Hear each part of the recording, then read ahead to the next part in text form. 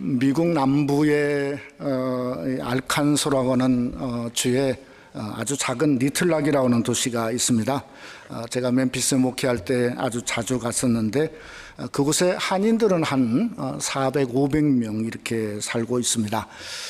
작년에 이 알칸소 주의회에서 참 엄청난 결정을 하나 했습니다. 그게 뭔가 하면 그 의사당 광장에 10개명 비석을 하나 세우자. 그래서 참 비석을 이 조그마한 비석을 돌로 새겨서 세우게 되었습니다.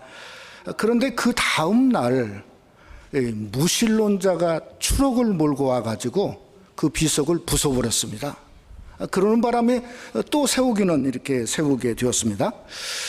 그러는 와중에 1년이 거의 이제 지나갔는데 지난 2주일 전에 이 미국의 사탄교가 있습니다. 사탄교에서 어떤 일을 했냐면 이 돌로 만든 비석이 아니고 주석으로 그 소위 염소 형상을 가진 사탄 동상을 무려 비석보다 3배 큰 8.5피트의 큰 크기로 바로 그 옆에다가 그 동상을 세웠어요.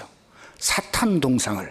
근데 이게 불법이 아니라 1년 동안 사탄교에서 합법적으로 그 일을 했다고 하는 거죠. 그래서 알칸소주가 참 큰 곤욕을 이렇게 치르는 그런 가운데 있습니다. 제가 그 기사를 읽으면서 이런 생각을 했습니다. 오늘날 우리 성도가 성도답게 사는 게 너무 쉽지 않다. 예? 기독교가 아닌 사탄적인 요소가 법은 법대로 날리고 또 학교 교계는 교계대로 또 교육은 교육대로 날리고 또 특별히 기독교계에서 복음적인 교단마저도 그저 뭔가 영적이지 않은 사탄적 요소들이 들어와서 교단을 무너뜨리고 교회를 무너뜨리고 신학교를 무너뜨리는 그러한 위협을 받고 있는 시대에 우리가 살고 있다는 거죠. 그래서 참 이 베드로 5장 전서 5장 8절 말씀이 지금 우리에게 너무 필요하지 않나는 생각을 합니다. 거기에 보면 깨어라 근신하라 깨어라 너희 대종 마귀가 우는 사자같이 두루 다니며 삼킬 자를 찾나니. 그러니까 9월달을 시작하면서 저와 여러분이 올해도 4개월밖에 남지 않았지만 어떻게 해도 깨어라 근신하고 깨어서 어찌하든지 사단 마귀를 이기고 승리하는 귀한 삶이 여러분 속에 함께 하시기를 주님의 이름으로 축원합니다. 저는 그런 면에서 요한복음 5장의 오늘 베데스다의 사건을 치유적인 모습만이 아니고 영적인 사건으로 관점으로 사실은 보기를 원합니다. 그 중에 하나가 오늘 이 베데스다의 연못에는 뭔가 행각이 5개나 있었죠. 이 5개 행각 속에 많은 아픈 사람들이 있었습니다. 근데 예수님은 유독 그 많은 아픈 사람 중에 38년 된 병자 한 명만을 고치셨다는 거죠. 아니 왜 한 명만을 고치셨을까? 능력의 한계가 있으신 게 아닐까? 우리가 그동안 이적 강의를 통해서 보았죠. 그저 귀먹고 어눌한 자 에바다 말씀 하나로 고치셨어요. 또 그뿐만 아니라 죽어가는 소녀를 향해서 달릴다금 이렇게 세웠습니다. 예수님의 옷자락만 만져도 낫게 되는 그저 12의 혈류증 앓던 여인의 모습을 우리가 지난 시간에 보았지 않습니까? 그러니까 이 38년 된 병자는 어떤 의미에서는 영적인 의미를 우리에게 주고 있다고 하는 데 있습니다. 또 두 번째는 38년 된 병자가 나았다. 이건 참 놀라운 일이죠. 그런데 우리가 마가복음 7장에서 보았지만은 데가볼리에 귀먹고 어눌한 자를 에바다로 고쳤을 때는 어떤 영상이 일어났죠? 백성들이 예수님이 진짜 모든 일을 잘했다 이렇게 말했단 말이에요. 그런데 오늘 38년 된 병자가 일어나서 걷자마자 10절에 이렇게 말하지 않았습니까? 안식일인데 내 자리를 들고 가는 것이 옳지 아니하니라. 언어적으로 말하면 무슨 말인가? 불법이라는 거죠. 불법. 그러니까 죽으면 불법이 아니에요. 그런데 죽은 사람을 시신을 안식일에 들고 나가는 건 그건 불법이라는 거죠. 그러니까 이게 기가 막힐 수밖에 없는 그 당시에 어떤 종교적인 모순에 우리 주님이 직접 다 타깃이 되었는 거죠. 그냥 안식일의 사건이니까 이것은 종교적이고 영적인 일이라고 생각할 수 있는 겁니다. 사실은 오늘 뜻도 그저 영적으로 생각할 수 있는 거죠. 왜 그런가 하면 히브리어로 베세드라, 그러니까 히브리어라고 하는 말은 뜻은 영적이라는 의미를 가지고 있다고 생각할 수 있는 거죠. 근데 베세드라고 하는, 베세스다라고 하는 뜻이 뭔가 하면 자비의 집입니다. 그런데 우리가 이 안을 자세히 들여다보면 자비의 집이고 집안의 행각까지 겉모습은 그럴듯한데 우리가 자비를 발견할 수가 없어요.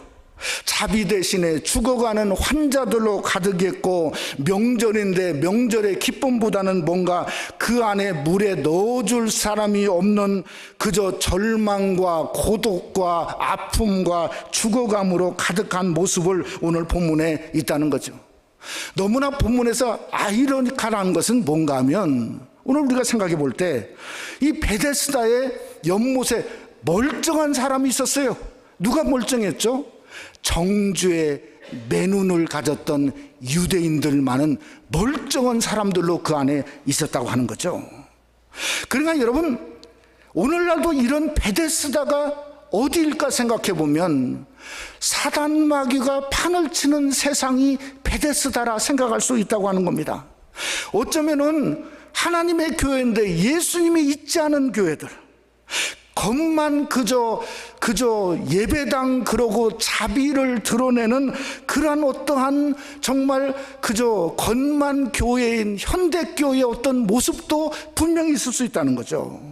그런데도 오늘 본문에 보면 예수님이 그런 베데스를 향해서 먼저 찾아오시고 38년 된 병자를 향해서 내가 낫고자 하느냐 주님이 물으셨다고 하는 거죠. 어쩌면 이 38년 된 병자가 베데스다에 와서 38년 동안 있을 동안에 네가 병자냐, 네가 낫고자 하느냐 하는 이야기는 아마 처음 들었을지도 몰라요. 왜 그런가 하면 자기가 병들었다고 하는 그 사실의 그 정체가 드러나는 순간 옆에 사람도 병들었거든요. 그러면 누가 먼저 들어가야 되냐 하는 경쟁자가 되고 먼저 들어가는 한 사람만 낫게 되니 나머지 옆에 있는 사람들은 순식간에 적으로 변하니 스스로 감출 수밖에 없는 거죠. 그러다 보니까 38년이 된 거 아니겠습니까? 저는 그래서 오늘 말씀을 상고하면서 저와 여러분이 진정한 베데스다의 본질이 뭔가를 우리가 한번 영적 본질을 되찾는 날이라고 생각이 되어집니다. 절망밖에 없던 한 영혼을 찾아가시는 우리 주님이 그저 네 병이 낫고자 하느냐 물으신 것처럼 오늘 또 저와 여러분이 우리의 모습 속에서 절망밖에 없는 저의 모습 속에서 정말 주님의 음성을 듣고 일어나 걸어가라 하시는 그 음성을 듣고 우리도 영적으로 삶의 어둠, 인생의 어둠, 때로는 육신의 곤곤함을 그저 딛고 일어서서 우리가 담대히 걸어가는 귀한 역사가 오늘 말씀을 듣는 저와 여러분 우리 속에 함께 하시기를 주님의 이름으로 축원합니다. 첫째로 베데스다에는 사람이 없었습니다. 우리가 9월달을 벌써 맞이했지 않습니까? 참 천고마비의 계절 말 그대로 이제 9월달 달력을 이렇게 봤더니 이달 25일 날이 뭔가 하면 추석이더라고요. 추석 아시죠? 추석 명절. 참 지금도 기억하지만 한국에 있으면 이 추석은 참 엄청난 일 중에 하나가 이제 이게 시골로 내려가는 인파가 무려 지금도 3천만 명이라고 그럽니다. 그러니까 예전에 뭐 자가용이 없을 때는 뭐 이건 말도 없이 엄청난 일들을 그 북새통을 이루곤 했지 않습니까? 근데 유대인들은 시골로 내려가는 게 아니라 명절만 되면 최대 도시였던 수도 예루살렘으로 모여들었어요. 누구까지 모였죠? 1절에 보니까 예수님까지 예루살렘 행을 했어요. 왜 예수님까지 이 그 많은 사람들이 전국에서 예루살렘까지 모이게 되었냐면 그 이유는 하나입니다. 뭔가 하면 예루살렘 성전이죠. 성전에서 그들이 원하는 게 뭔가 베데스다입니다. 베데스다. 하나님의 자비와 은총을 입고자 성전에 모인 거 아니겠습니까? 여러분과 똑같이 우리도 베데스다 아니겠습니까? 근데 문제는 유대인의 명절에 모였다는 거예요. 도대체 어떤 명절인가 하는 게 너무 중요한 것 같아요. 왜냐하면 어떤 명절인가를 알면 오늘 성경에 보니까 예수님이 성전보다 어디에 먼저 갔죠? 베데스다에 먼저 가셨다고요. 너무 신기하잖아요. 아니, 예루살렘까지 올라오셨는데 성전의 주인이시고 성전에 몸진 주님이 성전을 먼저 가셔야 되는데, 요한복음 5장에 보니까 어디로 연못을 먼저 찾으신 그 중요한 그 키를 우리가 알을 수 있다는 거죠. 여러분, 요한복음 6장에 보면 오병이의 사건이 나옵니다. 오병이의 사건에서 우리가 알을 수 있는 건 그것도 명절이었는데, 성경에 보니까 유월절이 가까운지라, 그러니까 유월절이 가까이 오게 될 때에 오병이의 사건이 일어났다 하는 것을 성경이 말하고 있어요. 5장은 전혀 다른 사건입니다. 왜 전혀 다른 사건이냐면 1절에 보니까 유대인의 명절이 되었다 이 말이에요. 그러니까 완료형이에요. 지금 이게 명절 그때예요. 이 가까운. 그러니까 6장은 그저 6장의 오병이어의 사건과 유월절 바로 전에 명절이다, 이렇게 생각할 수 있는 것이 그게 성경적 해석이라고 생각할 수 있죠. 그러면 순차적으로 생각해 보면 유월절 전에 명절이 뭔가를 보면 그 명절은 부림절입니다. 여러분, 부림절이 어디에 나오냐면 구약의 에스더서에서 부림절이 나옵니다. 우리가 잘 아는 대로 하만의 간계로 말미암아 유대인들이 몰살당할 지경에 놓이게 되었죠. 그때 왕후였던 에스더가 뭐라고 말합니까? 내가 죽으면 죽으리이다. 그래서 금식하고 나갈 때 그때 왕 앞에 나가서 그 민족이 사는 역사가 일어나지 않았습니까? 그걸 기념한 것이 부림절이에요. 그냥 부림절은 가족끼리 모이는 절이에요. 형제를 나눌 뿐만 아니라 부림절의 역사는 뭔가 병자나 가난한 사람들에게 가서 자비와 자선, 베데스다를 베푸는 절이 부림절이라고요. 그러니까 요한복음 5장이 맞지 않습니까? 왜 예수님이 베데스다에 먼저 갔냐? 부림절이 베데스다절이에요. 그러니까 그 베데스다의 명절에 갔더니 그 안에 행각만 가득하고 병자들만 가득했지, 그 병자들을 그저 케어하려고 온 친지나 가족들이 있었다는 말이 없었습니다. 자비의 명절인데도 자비가 그곳에 행하여지지 않았습니다. 겉모습은 행각 5개나 있었는데 그저 오늘 병자가 말하는 것처럼 자기를 도와줄 사람이 없다고 한탄하는, 있는 것은 절망만 있었고 고독만 있었고 그 다음에 신음만 있었고 죽음만 존재했던 곳이 베데스다의 실상이었다는 거예요. 그러니 주님이 부림절 베데스다의 절에 베데스다에 가는 게 당연하지 않습니까? 오늘날 현대 문명도 그렇지 않습니까? 겉은 복지 얘기하고 그럴듯하게 세상의 최고 문명을 드러내는데 속은 그저 실상은 어떻습니까? 허무하고 절망이고 그저 자기의 목숨까지도 끊는 일이 부지기수로 일어나는 세상의 모습이 바로 그것이 헛된 모습의 베데스다의 실상의 모습이었다는 거죠. 오늘 주님이 그 병자를 향해서 말했습니다. 내가 낫고자 하느냐? 그랬더니 병자가 뭐라고 대답했냐면 7절에 병자가 대답하되 주여, 물이 움직일 때 나를 못에 넣어주는 사람이 없어 그랬습니다. 영어로 보면 마지막에 I have no man 그랬어요. 나는 사람이 없다는 게 사람이 없다. 진짜 이 말처럼 오늘날 뭔가 사람이 없어서 난리예요. 믿을 사람이 없다고 난립니다. 일할 사람이 없다고 난립니다. 함께할 사람이 없다고 난립니다. 내 마음에 맞는 사람이 없다고 난립니다. 교회는 커도 일할 사람이, 도와줄 사람, 함께 사역할 사람이 없다고 난린 세상이 바로 그 세상이고 오늘날 시대도 똑같다는 거죠. 여러분, 마태복음 9장에 보면 그저 추수할 것은 많은데 목 잡는 양같이 방황하는 무리를 향해서 주님은 마태복음 9장 37절로 38절에 이렇게 말했어요. 이에 제자들에게 이르시되 추수할 것은 많되 일꾼이 적으니 그러므로 추수하는 주인에게 청하여 추수하는 일꾼들을 보내주소 하라 주님이 말씀하고 있다는 거죠. 그러니까 참 베데스다의 모습은 뭔가 추수자로, 도와줄 자로, 추수할 것이 많은데 내가 추수할 자가 되는 것이 참 베데스다의 진정한 모습이라는 거죠. 저는 우리 새생명 한인교회가 여러분의 삶을 통해서, 여러분의 섬김을 통해서 베데스다를 일으키는 귀한 역사가 임하시기를 주님의 이름으로 부탁을 드립니다.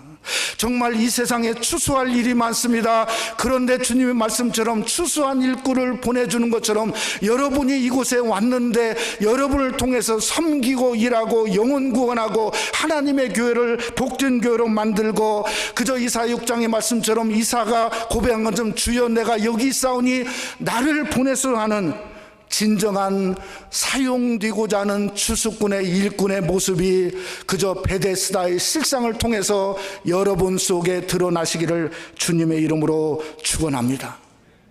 또 오늘 여기에 보면 뭐라 했냐면, 물이 움직일 때 나를 못에 넣어주는 사람이 없다는 겁니다. 여러분, 이건 낳고자 하는 소망이 아닙니다. 이건 뭔가 하면 무슨 소망이죠? 지푸라기라도 한번 죽기 전에 잡아보고자 하는 마음이라도, 허상이라도 뭔가 잡아보고자 하는 그러한 그 몸부림이죠. 그러한 울부짖음이죠. 왜 그런가? 38년째 실패했거든요. 여러분, 가끔 그저 천사가 와서 물이 동원다고 그랬는데 그 가끔을 하루에 한 번이라고 칩시다. 그러면 뭔가 38년을 제가 곱해봤더니 13,870번을 실패했어요. 독한 사람들은 한 3년 출하할 겁니다. 한 1000번까지는 그저 나으려고 또 노력해 볼 거예요. 그런데 그 이후에는 뭔가 절망이 1000년 지나면 절망에서 한으로 바꿔집니다. 한이 뭔가 인생을 저주할 수밖에 없는 겁니다. 그래서 38년의 인생은 저주받은 인생, 사망을 앞에 놓은 인생을 성경에서 우리에게 말씀하고 있다는 거죠. 그러니 우리 주님은 그 사망을 향해 찾아간 겁니다. 네가 낳고자 하는 건 육적인 치유만이 아니라 무엇을 말씀하고 있냐? 훨씬 더 놀라운 걸 말씀하고 있어요. 그걸 어떻게 보냐? 같은 요한복음 5장에서 우리가 분명히 찾을 수 있습니다. 여러분, 요한복음 5장 24절 말씀 우리 한번 다 같이, 그저 육신의 치료만 하여 주님이 무엇을 주고자 했는가 한번 다 같이 한번 읽어봅시다.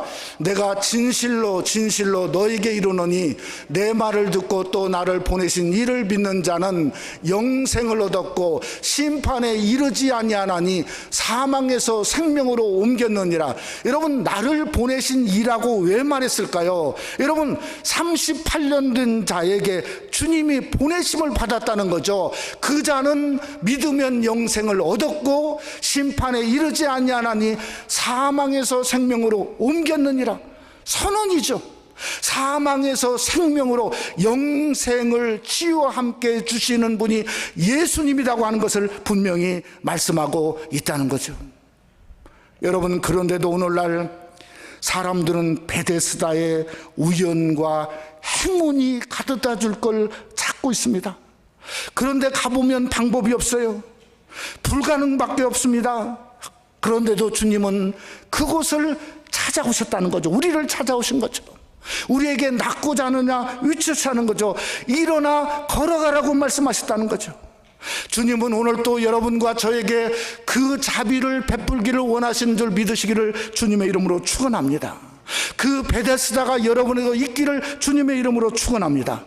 주님은 치유를 원하시죠. 그래서 사망에서 생명으로 옮긴 것처럼 우리에게 영생을 주시는 베데스다의 진정한 참모습이 영생을 선물로 얻고 영생의 성도가 되고자 하는 여러분 속에 함께 하시기를 주님의 이름으로 축원합니다. 두 번째로, 베데스다에는 안식이 없었습니다. 여러분 중에 한비아라고 하는 분을 아마 들어보신 적이 있을 겁니다. 그분이 그 소위 바람의 딸로 이렇게 불려지는 이유가 지구상을 걸어서 3바퀴 반인가를 돌았다 뭐 그래가지고 그분이 아주 한국의 유명한 강사도 되고 또 이렇게 책도 많이 썼어요. 그분의 베스트셀러 중에 하나가 아주 특별한 제목이 있습니다. 지구 밖으로 행군하라. 지구 밖으로, 아마 읽어보신 분이 계실 거예요. 그분이 그 유엔 난민 구호팀으로 가서 있었던 일들을 그 책에 기록했는데요. 그 책에 이런 내용이 있습니다. 아프리카의 이 남부 아프리카 말라위, 그러니까 짐바브웨 옆에 있는 그 나라가 말라위 남쪽에 있는 지역이죠. 거기에 가서 이렇게 그 구호 활동을 하는데, 얼마나 그 나라가 가난했으면 극빈곤인데 이게 뭔가 씨를 뿌려야 이게 거기에 자라나는데, 이 사람들이 그냥 씨 종자까지도 다 먹어치우는 그런 그 나라 속에 씨를 이제 나눠주게 되었는데, 그것마저도 모자라서 그게 어느 마을에 갔다가 거기서 끊기고 그 다음 마을에는 씨를 못 줬대요.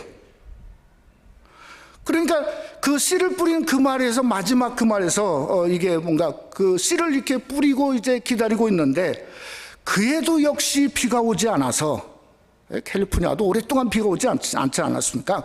그러니까 참 이게 얼마나 복받은 나라인가 우리가 알 수 있는 거예요. 그러니까 이게 싹이 트여드는데 싹도 트지 않는 그런 상황에 놓이게 됐다는 겁니다. 그러니까 같은 상황이죠.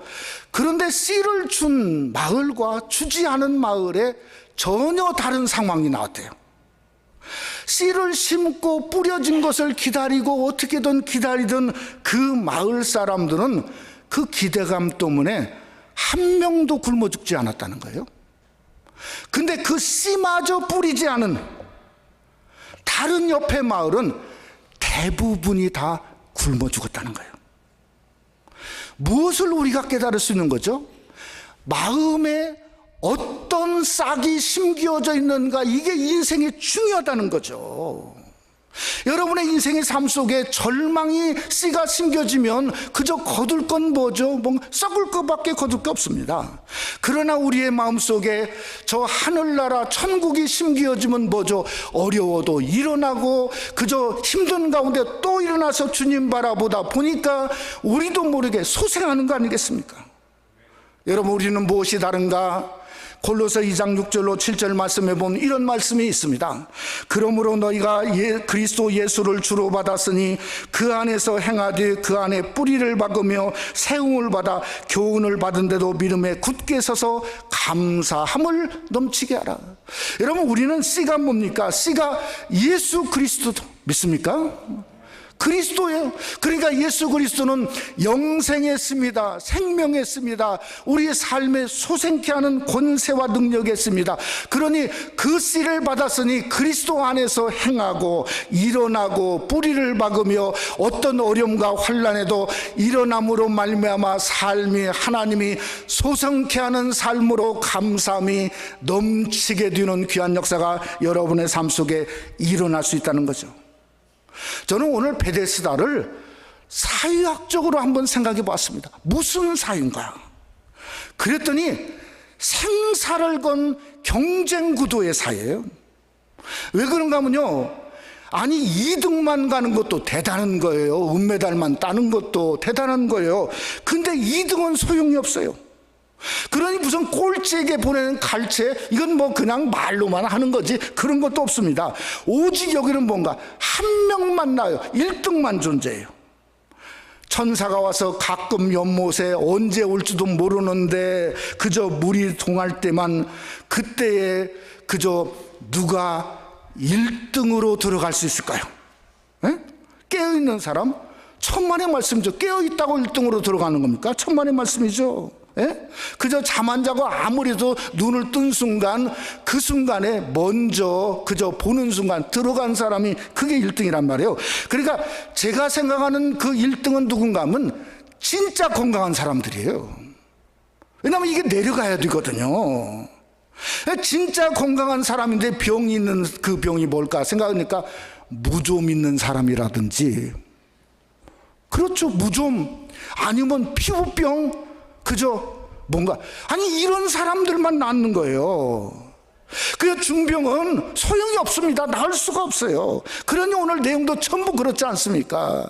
그러니까 중병은 나을 수가 없다는 거예요. 점점 중병화 되어지는 거죠. 오늘날 세상의 무서운 사회상이죠. 여러분이 세상을 믿지 마세요. 속지 마십시오. 세상이 가져다 줄 건 죽음밖에 없다는 거죠. 여러분, 더 안타까운 것은 이 원리가 하나님의 교회도 그대로 심기어주고 답습하고 있다는 거죠. 그러니 하나님의 교회가 안식이 없어요. 안식이. 경쟁 구도만, 나만 잘 뛰고 나만 축복받으면 된다고 생각하고 사는 거죠. 다른 사람은 안 보이는 거죠. 그저 자기만 보이고 자기만 은혜 받고 자기만 그저 치유받고 자기 가족만 잘 되고 자기 자녀들만 잘 되면 그저 기뻐 뛰며 찬양하는 모습, 그리고 헤어지는 거죠. 여러분, 하나님은 오해하지 마세요. 자기만의 하나님이 아니고 하나님은 우리 하나님이신 줄 믿으시기를 주님의 이름으로 축원합니다. 주기도문에 뭐라고죠? 하늘에 계신 우리 아버지라고 먼저 시작하면서도 왜 나만 생각하냔 말이에요. 우리가 같이 섬기기를 원합니다. 함께 섬기기를 원합니다. 함께 은혜 받기를 원합니다. 함께 위로하는 교회가 되어지기를 원합니다. 함께 서로 사랑하고 기쁨을 나누고, 그것이 뭔가 그리스도 안에서 안식을 누리는 하나님의 교회의 진정한 공동체의 모습이라는 거죠. 그렇다면 가치를 기뻐하시는 하나님이 왜 한 사람만 오늘 여기에서 고치셨는가 하는 문제예요. 사람들이 이런 말을 하지 않습니까? 긴 병에 효자가 없다고. 진짜 그런 것 같아요. 그러니까 더 깊어지기 전에 이 한 사람은 고쳤는가? 그렇지 않죠. 만약에 숫자적으로 예수님의 사역을 따진다면 베데스다의 예수님의 치유의 사건은 실패한 사건입니다. 거기까지 올라가서 그 많은 사람 중에 한 사람만 고쳤다. 기가 막힌 일이죠. 여러분, 결과도 그렇지 않습니까? 칭찬한 게 아니라 안식일에 고쳐서 결국은 그 안식일 문제 때문에 예수님을 죽이려고 했다고까지 오늘 본문에 기록하지 않았습니까? 그러니까 이유가 종교적도 아니고 능력도 아니고 어떤 숫자적인 것도 아니라는 겁니다. 도대체 왜 한 사람일까? 저는 유대인들은 그 한 사람인 이유를 뭘로 들고 왔냐면 안식일에 결부시켰습니다. 그런데 예수님은 안식일은 안중에도 없었어요. 무엇에 예수님은 결부시키기를 원했냐면 17절 말씀에 결부시키기를 원했습니다. 거기에 보니까 내 아버지께서 일하시니 나도 일한다. 아버지께 결부시키기를 원했다는 거예요. 즉 나도 일한다. 아버지만큼 아들도 중요하다는 겁니다. 얼마만큼 중요한가? 19절에 더 중요한 이야기를 이렇게 말합니다. 아들이 아버지께서 하신 일을 보지 않고는 아무것도 스스로 할 수 없나니 아버지께서 행하시는 그것을 아들도 그와 같이 하시느니라. 즉 내가 가서 38년 된 병자를 고치는 건 순종했다는 거예요. 아버지가 원한 것처럼 아들도 그와 같이 하시느니라. 말을 바꾸면 말하는 건 고침만큼 중요한 게 아들도 그와 같이 할 수 있다고 하는 걸 믿는 게 중요하다는 거예요. 그러니까 진정한 안식은 어디 있냐? 그리스도에게 있다는 거죠. 그리스도에게. 고침은 순간입니다. 그리스도는 영원하다 하는 것을 우리에게 말씀하고 있다는 겁니다. 그 영원함을 주기 위해서 하늘 아버지가 예수님을 어디로 보내셨는가? 성경에 보면 오늘 특별히 양문이라 이렇게 말했어요. 여러분, 양의 문입니다. 양의 문. 그저 요한복음 1장에 말한 것처럼 보자 세상죄를 지고 가는 하나님의 어린 양이로다. 양으로 보내셨고 예수님은 순종의 길을 걷고 양문을 통해서 베데스다로 걸어 들여오셨다는 거죠. 그래서 요한복음 10장은 나는 양의 문이라 하셨습니다. 진정한 자비 베데스다가 뭔가? 양문이신 예수 그리스도를 믿는 겁니다. 양문에 있는 겁니다. 여러분, 그래서 우리가 요한복음 10장 9절로 말씀해 보면 내가 문이니 내가 양의 문이니 누구든지 나로 말미암아 들어가면 구원을 받고 또는 들어가며 나오며 꼴을 얻으리라. 여러분, 오늘 또 주님은 우리에게 양의 문으로 저와 여러분 양문에서 들어오시면서 말씀을 하고 있는 겁니다. 사랑하는 딸아, 사랑하는 아들아, 너 지금 일어날 때가 되었다. 내가 보니 38년 동안 못 일어나고 있잖아. 나로 말미암아 일어나야 되겠다. 그저 일어나서 가자. 주님이 말했을 때 여러분은 믿고 일어서는 여러분이 되시기를 주님의 이름으로 축원합니다. 치유보다 더 중요한 게 그 말씀하시는 예수 그리스도. 그분은 우리에게 양의 문일 뿐만 아니라 구원의 문이요, 영생의 문이요, 새로운 문이요, 안식의 문으로 우리를 이끄시는 주님을 만나시는 귀한 복이 이 아침에 여러분 속에 함께 하시기를 주님의 이름으로 축원합니다. 말씀을 마치고자 합니다. 유럽의 서쪽의 맨 끝이 있는 나라가 스페인이라고 하는 나라를 여러분이 잘 알고 있습니다. 스페인 이 국기를 보면 참 특이하게 생겼습니다. 그 국기에 보면 양쪽에 기둥이 두 개가 있고 띠로 이렇게 네모진 걸 이렇게 띠로 이렇게 했어요. 근데 한쪽에는 뭐라고 써 있냐면 플러스라고 써요. 플러스. 또 한쪽에는 울트라, 이렇게 양 기둥에 이게 써 있어요. 근데 플러스라는 말은 더라고 하는 뜻을 가지고 있죠. 울트라라는 말은 미안. 그러니까 이 뜻이 뭔가 하면 저 너머에 뭔가가 더 있다 이거예요. 뭔가가. 그것이 뭔가 하면 그게 다름 아닌 플러스 울트라라고 하는 이것이 써 있어요. 근데 원래는 그 스페인의 국기에 그렇게 써 있는 게 아니고요. 그 앞에 NOT, 나시라고 하는 그 당시 라틴어로 네 플러스 울트라. 그 네란 말은 없다는 뜻이에요. 그러니까 저 너머에는 아무것도 없다. 스페인이 끝이고 스페인이 최고다 이 말이에요. 그 당시 최고 나라였으니까요. 예?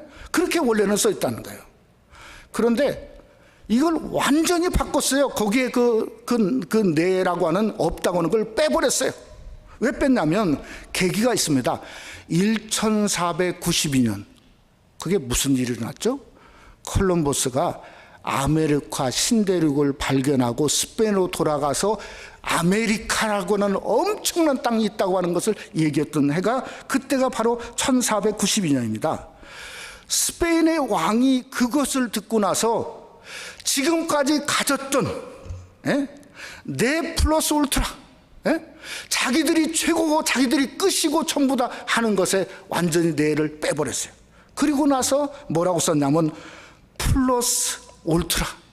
저 너머에는 아메리카 대륙이 있는 것처럼 저 너머에는 엄청난 것이 있다 하는 것으로 그들에게 국기를 바꾸고 지금까지 써 있다고 하는 겁니다. 우리 성도가요, 예수님 만나지 못하면요, 내 플러스 울트라입니다. 나밖에 몰라요. 내가 끝이고 내가 마지막이고 보는 것도 물밖에 없어요. 그러다 보니까 38년 지나간 거예요. 그러다 보니까 죽음만 끝이에요.